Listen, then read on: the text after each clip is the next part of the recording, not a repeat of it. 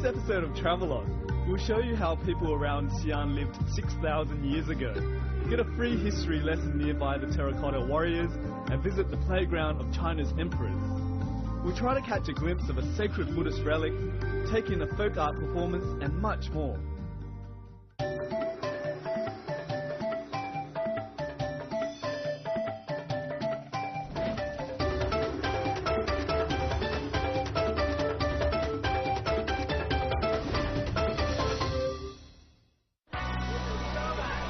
Hi, I'm James Lamb. Welcome to Travelogue. This is a city of superlatives. This was the first real metropolis in the world. This was the first city on Earth to have over 1 million people. This was the great melting pot of peoples, cultures, food. Yes, this is XiAn City. In the previous episode, we circumnavigated XiAn's magnificent city wall and explored its colourful Muslim quarter. Today, we'll delve deeper into XiAn's glorious past. And now we're at the city's Ba River, which hosted an event that made world history over a millennium ago. The Ba River has a knack for hosting big events. It hosted the world's first expo during the Tang Dynasty over 1,000 years ago, and it was when China showed off its latest technology. Now it's in the midst of hosting the International Horticultural Expo, and it's full of life again.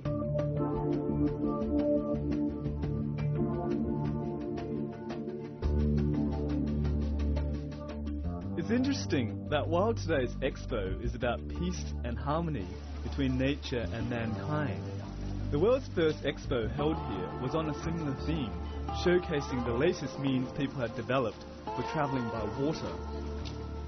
Although the Tang Dynasty seemed like a long time ago, there has been civilizations here dating even further back.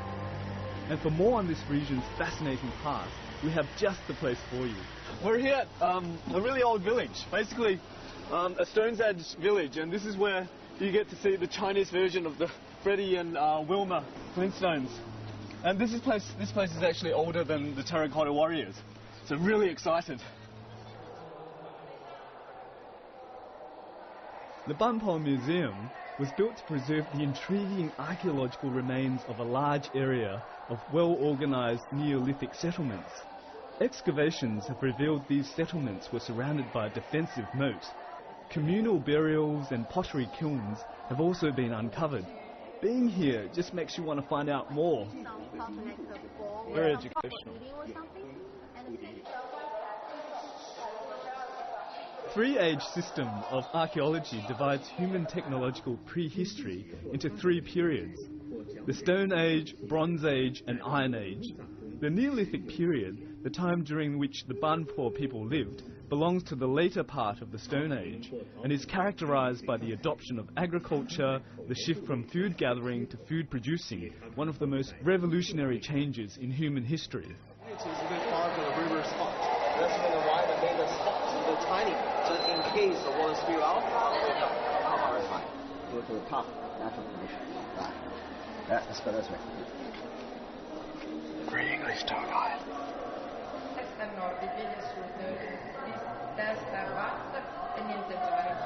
Banpo is a very important archaeological site, and over here you can see the way the Stone Age people lived, and this is the foundation of their homes. And but for me, I can't really make out what it used to be like, so I really need to use my imagination. Pottery bowls and bottles with pointed bottom were left underground when foundation of the house was excavated. For unimaginative people like me, this is my saviour. Let's see what we've got here. This display panel is excellent because it shows you how the houses were made. And over here, let's see what we've got. This guy putting up this pillar, and then over there, someone's rendering a wall. I find it absolutely fascinating how people around the world, like Stone Age people around the world, used to build houses really similar to this. And that was back in the day where there was no communication, so they developed it all entirely independently. Incredible. I thought I knew something about Chinese history, but I'll leave this place with more questions than answers. I had no idea how these primitive people, these Stone Age people, make such perfectly shaped pottery without today's technology. So if you do come here, I recommend that you do lots of reading beforehand. Up next, we'll take you to see how the Terracotta warriors were created, visit the home of China's mythical creator, and then enter the fabled playground of the Emperor Xuanzong and his beloved imperial consort.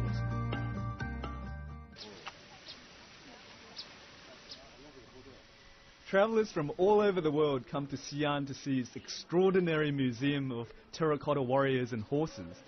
Well, I can tell you there's much more to see than just the pits of soldiers and horses. When you visit the terracotta warriors, make sure to see this great workshop nearby. The highly knowledgeable staff here can tell you everything you would ever want to know about the terracotta warriors. Here's your chance to get those burning questions off your chest. The general has a double notch hat. Okay. It's very easy to recognize. The double notch hat is the general, the highest rank. Right. The officer, the medium rank. The armor, you may also tell differences. See, that is the general's armor. We also call him 5-star general. Count here. 1, 2, 3, 4, 5. 5-star general. Right. And this is the cavalry soldier. He wears a flat hat. And he was riding on the horse. He is also a very interesting one because he's the only man who wears a skirt in the army. Because the short skirt was more convenient for him to ride on the horse. Right. Okay. So what would he have carried in his hand? Usually a sword. A sword. A sword, Okay. yes. And that's the infantry. Infantry's armor is very simple, and he was holding a weapon like that, like the big one up there. Okay, like a spear. Yes. Yeah. This is the archer. The archer's hairnet is opposite. It is on the left. Okay. Yeah, because when he wants to shoot, he has to put the arrow from his arrow bag on the back and then shoot like this. Okay. So this way was more convenient. All right. So this map is the Shanxi province map in China. Looks like the leading archer one, right? That's a coincidence. Yeah, general The general? and an archer. Archer. Two generals and an archer. Cool. What are you going to do with it when you get home? Well, this will be for my kung fu teacher, and these will be for us. Really nice of you. Thank you. We have If they order a lot, can they ship it? So you've seen the terracotta warriors from the viewing platform. You couldn't quite touch them, but over here you can have your very own terracotta warrior. You can take one of these home, and basically, if you have a small backpack like me and you don't think that you can fit them in here, it's pretty convenient because they can ship one of those back home in these boxes for you.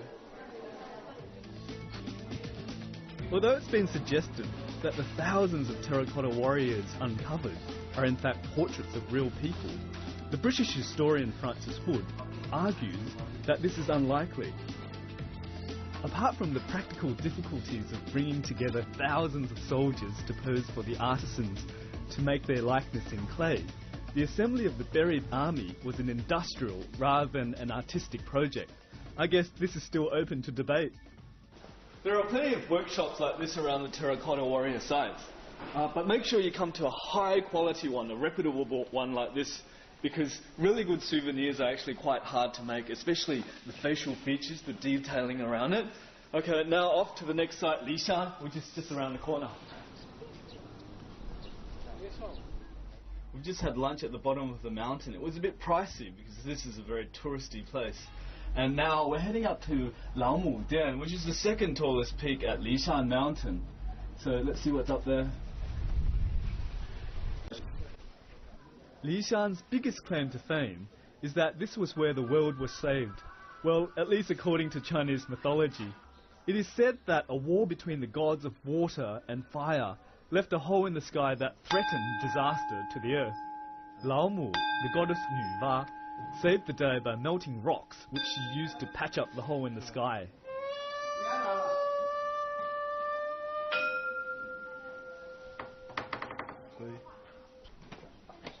Laomu can mean mother in Chinese, and in China's earliest dictionary, she was said to be in charge of breeding all living things. And legend has it, she was the creator of mankind. According to legend, the goddess Laomu created man out of clay, so she's credited with creating the Chinese nation. And couples who want to have kids or children, they come here to hang their wishes up here. So, you know, if you want kids, you definitely know where to come. Walking around this scenic mountain, you'll see why this area was a favourite playground for emperors. XiAn is surrounded by green spaces like this, the Li Mountain, and it's really nice to be out and about on a beautiful day. And just right down there is the Huaqing Pool, and that used to be the playground of Tang emperors and the famous Yang Guifei. Lots of legends have developed around that place. Very intriguing. Located at the foot of Lishan, YuZhu Pool is a complex of hot springs which was part of a grand spring palace, twice the size of the Forbidden City in Beijing.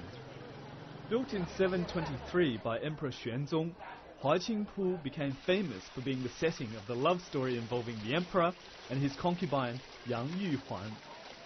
With Guifei being the highest rank for imperial consorts during her time, she's also called Yang Guifei. Yang Guifei spent many hours here bathing to keep her skin silky and fresh.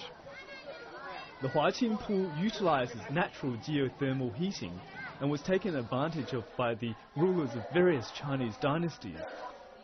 The hot spring water temperature is at a constant 40 degrees Celsius. King-size bathing pool.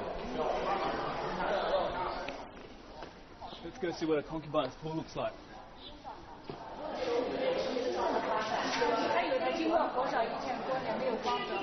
Yang Guifei wasn't allowed to use the emperor's pool, so Emperor Xuanzong, he actually built this one specifically for her. That just goes to show how much he loved her. It would have been a lot nicer than this though. In his later years, Emperor Xuanzong's preoccupation with Yang Guifei caused him to neglect state affairs. During a rebellion in 756, the emperor's general and guards forced him to order that Yang Guifei be put to death, as they blamed the rebellion on her and her family. It's a tragic love story that has inspired Chinese artists, writers and TV series creators. That's Lishan up there. Now, wandering around the YuZhu Pool has really given me a fascinating glimpse into what Tang Dynasty garden used to look like. But as it gets darker, this place is going to come alive. There's going to be a performance of the Song of Everlasting Sorrow. It's a love story, a tragic love story between Emperor Xuanzong and his Yang Guifei. I can't wait.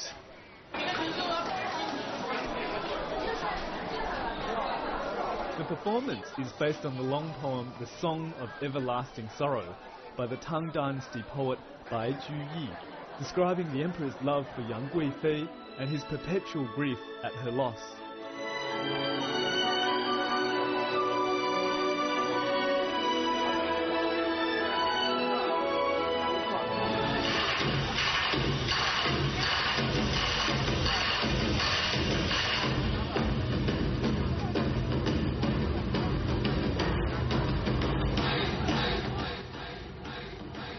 One of the four beauties of ancient China, Yang Guifei captivated the emperor. He was so fond of her that he had 700 labourers conscripted just to sew fabrics for her. The emperor even had lychees, their favourite fruit which only grew in southern China, delivered by the imperial courier's fastest horses, whose riders would take shifts day and night to reach the capital. The moving poem is such a classic that it's memorized by Chinese school children even many centuries later. And this nightly performance at the YuZhu Pool certainly brings the story to life with its dancing, lighting and special effects.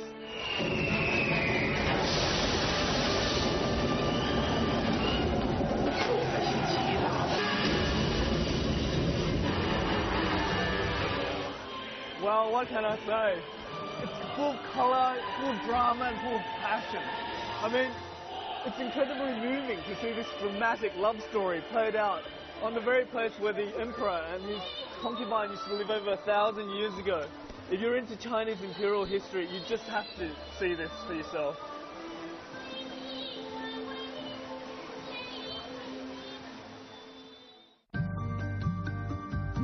Up next, we'll journey to see one of the world's most sacred Buddhist relics and check out some exquisite architecture and compelling grassroots music. We'll then top off our stay with a classic XiAn feast.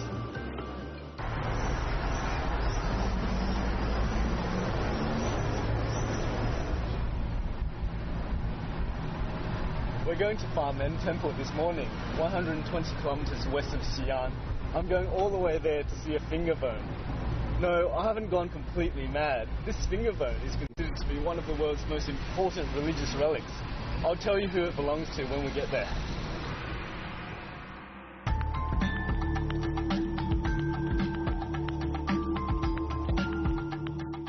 1987, 4 relics claimed to be directly related to Buddha were unearthed during renovations at Famen Temple.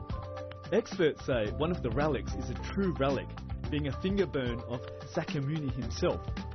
This futuristic-looking building, created by the same architect who designed Taipei 101, was added to the Famen Temple complex to house this most sacred finger bone. The sacred Buddhist relic is held here at the Shirley Pagoda, and the design of this pagoda has cleverly incorporated many of the traditional elements of a temple. Usually temples have freestanding halls. Here, the halls are stacked one on top of the other, rising vertically into the sky, creating an interesting mix of tradition and modernity. Pilgrims travel from far and wide to pay homage to this true relic, in the belief that seeing or being close to it brings good luck. Remember to plan your dates carefully, as it is not always available for viewing. It wasn't meant to be. The monk was telling me that today the relic's not on public display. It's only available on weekends and on the 1st and 15th of the lunar calendar, and only on special occasions. But we got so close though. There, that's where the sacred true relic goes on display. It's securely stored deep under the golden platform in front of the gilded Buddha. A few hundred meters away is the old Famen Temple site. It was under the ancient pagoda on its ground that Sakyamuni's finger bone was discovered. In Buddhism, relics of the Buddha are venerated. After the Buddha's death, his bones and teeth were divided for the purpose of being used as relics to illustrate his teaching of impermanence. These relics were taken throughout Asia with the gradual spread of Buddhism. It's believed that the relics show that enlightenment is possible and that Buddha was a real person.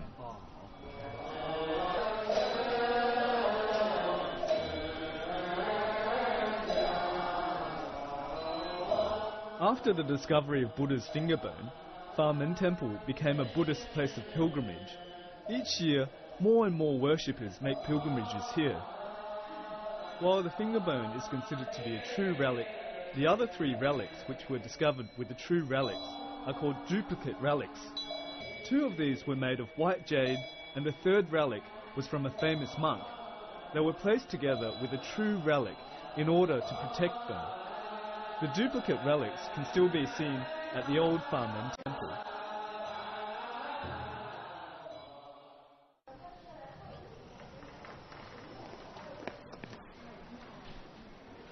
Devout believers coming to Famen Temple can check into this comfortable hotel on the temple's grounds. It's decorated with Buddhist statues and art. The cool and quietness here have a calming and relaxing effect.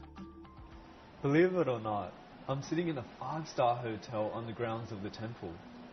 Some people come here and sign up on a program to improve their spiritual well-being and to delve deeper into the meaning of life at this very sacred place.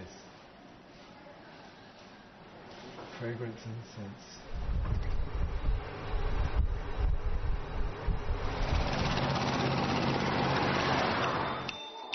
While Famen Temple has erected an extraordinary building to protect its holy relic, a businessman has spent his entire fortune on building the Guangzhong Folk Art Museum on the outskirts of XiAn.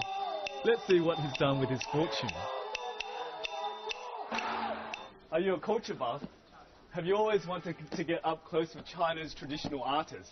Well, you're going to love the Guangzhong Folk Art Museum, just an hour south of XiAn. This is the ultimate place to immerse yourself in China's traditional culture. And let's see what they've got in store for us.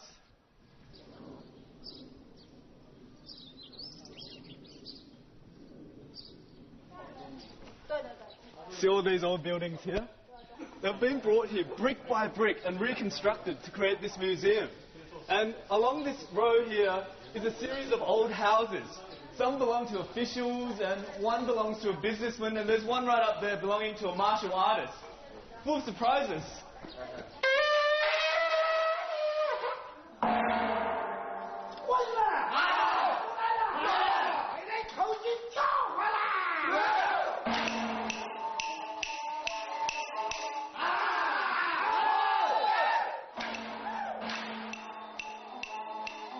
With a collection of over 30,000 items and 40 courtyard homes spread over 11 hectares, this is turning into one of China's largest private museums.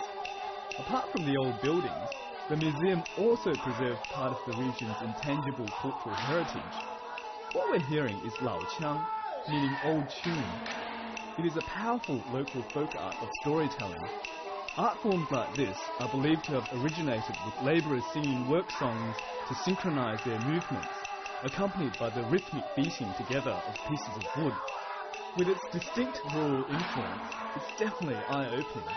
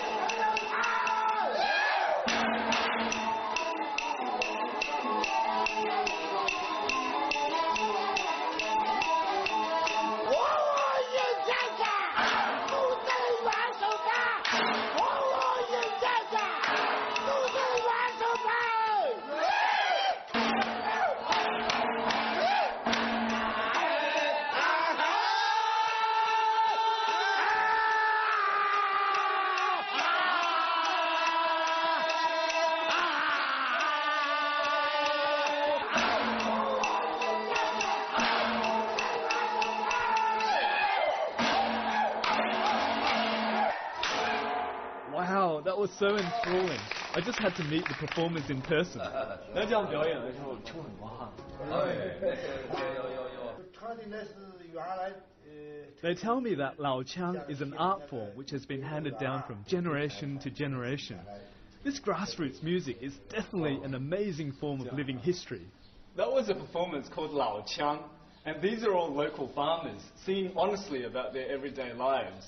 And I didn't quite catch everything that they were singing about, but there were two lines that went something like, when the men return from the fields, women do the cooking, and when men sow the seeds, women give birth to babies.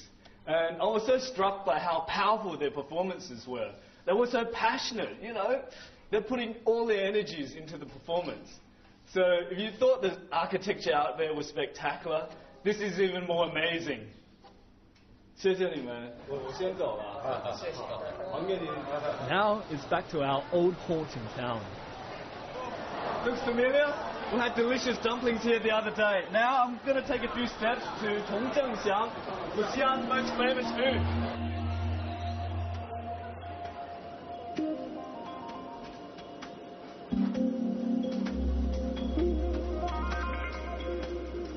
The classic yangrou paomo is synonymous with XiAn. Basically, it's a dish of bread soaked with vermicelli and cuts of tender lamb in mutton soup. When you order, you'll be given a large bowl and some flatbread. You need to break the bread into small pieces, the smaller the better. Your bowl will be returned to the kitchen where it's filled with fragrant and flavourful mutton soup. The oily soup has a strong flavour, and the dish is best eaten piping hot when the bread isn't too soft yet. You may be surprised to know that the bread part of the dish has a Middle Eastern connection. Some believe that in the Tang Dynasty, Arabic merchants doing business in XiAn began eating bread they brought with them with the local mutton soup. The elder ones would break the hard bread to pieces and soak it in the soup to make it easier to eat, thereby leading to the creation of this dish. By the way, they also offer a beef version of the dish if you prefer. With a satisfied belly, now it's time to show you the nighttime charm of this ancient city of XiAn. Oh, where are you guys from? We're from Beijing. Beijing. Okay. Oh, we were at Beijing a few days ago. Beijing. What do you reckon? Wow. What do you think of this place? It's good, but nothing like Beijing. You know, it's good. Nothing like the bar scene.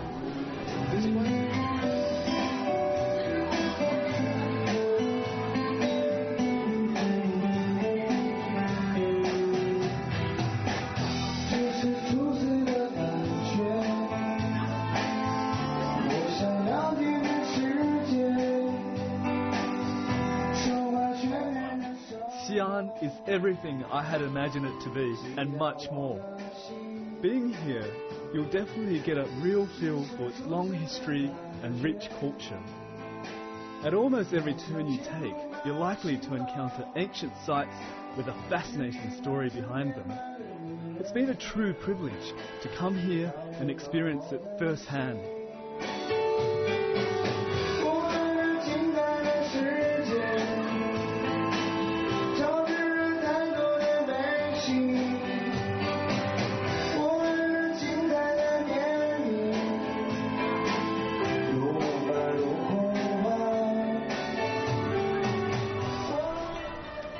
I have to leave XiAn now. Although I've only just seen a small fraction of this great city, I've been so struck by its glorious history. And the people, they're so friendly and welcoming. They're really proud of their past. They're really proud of their history. So they're doing everything they can to protect it and to share it with the rest of the world. And what's more, I've had some really delicious food, so I leave with a very satisfied belly. I'm YuZhu. Thanks for watching Travelogue.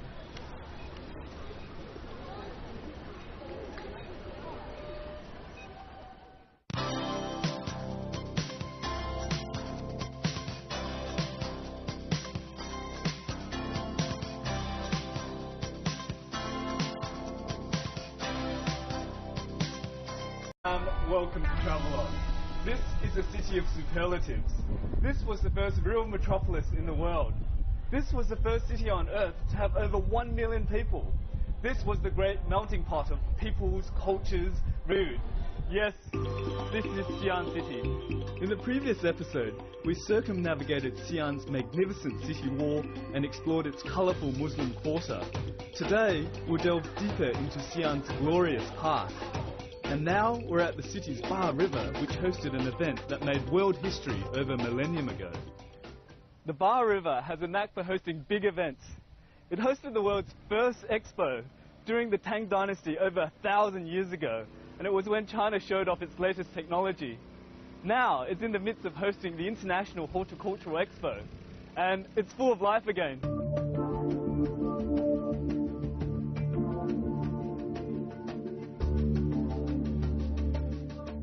It's interesting that while today's expo is about peace and harmony between nature and mankind, the world's first expo held here was on a similar theme, showcasing the latest means people had developed for travelling by water.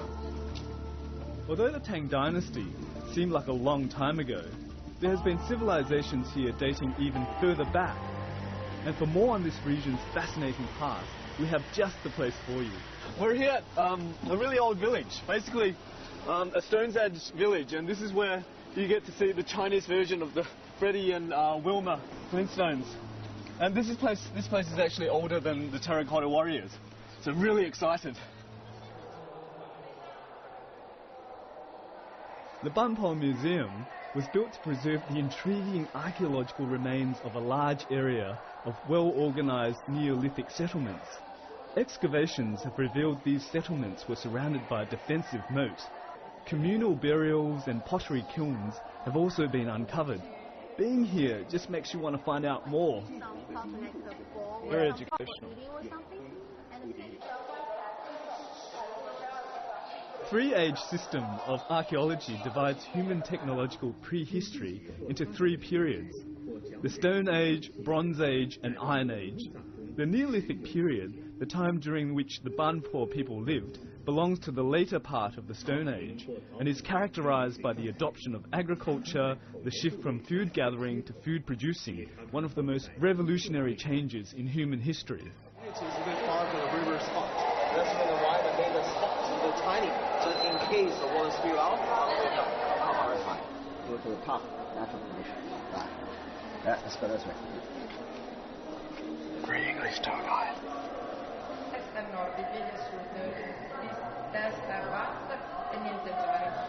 Banpo is a very important archaeological site, and over here you can see the way the Stone Age people lived, and this is the foundation of their homes.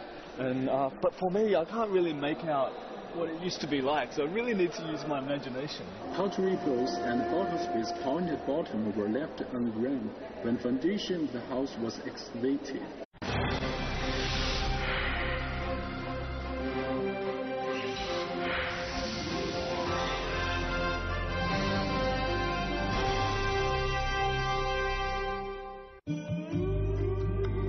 episode of Travelogue, we'll show you how people around XiAn lived 6,000 years ago. Get a free history lesson nearby the Terracotta warriors and visit the playground of China's emperors. We'll try to catch a glimpse of a sacred Buddhist relic, take in a folk art performance and much more.